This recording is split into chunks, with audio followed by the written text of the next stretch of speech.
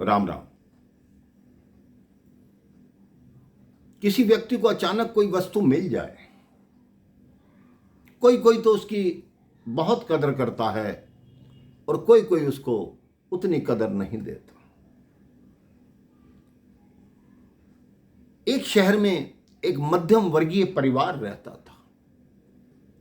अकेले पिता कमाते थे, उनके एक बेटा एक बेटी थे। उनको पढ़ाने में उनका इतना खर्च हो जाता कि उनके पास बहुत कम राशि बचती थी, लेकिन वो फिर भी प्रसन्न थे कि हमारे पास भगवान का दिया हुआ सब है। बच्चे थोड़े बड़े होने लगे।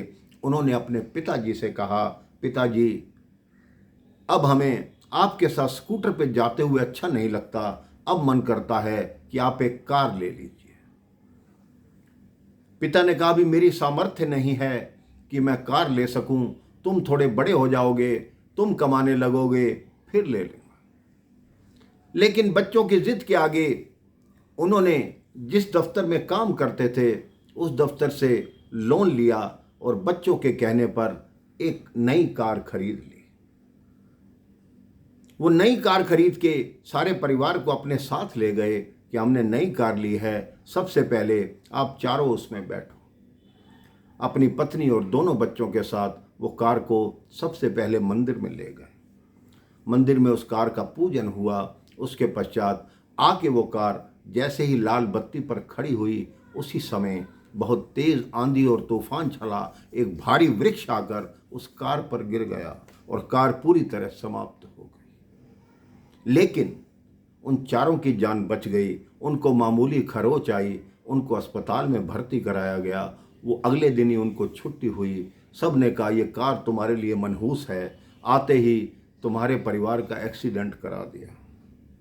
उस व्यक्ति ने कहा, तुम्हारे दृष्टिकोण अलग है, मेरा अलग है।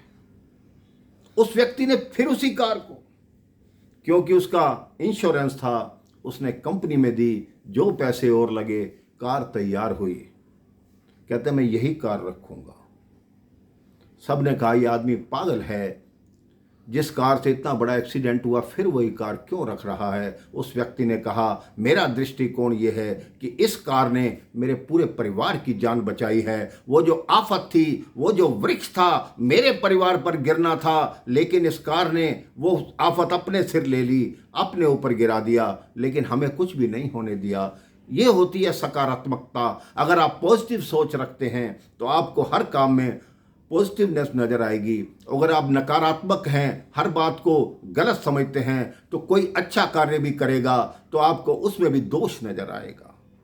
भगवान यही कहते हैं, अपनी सोच को सदैव सकारात्मक रखो।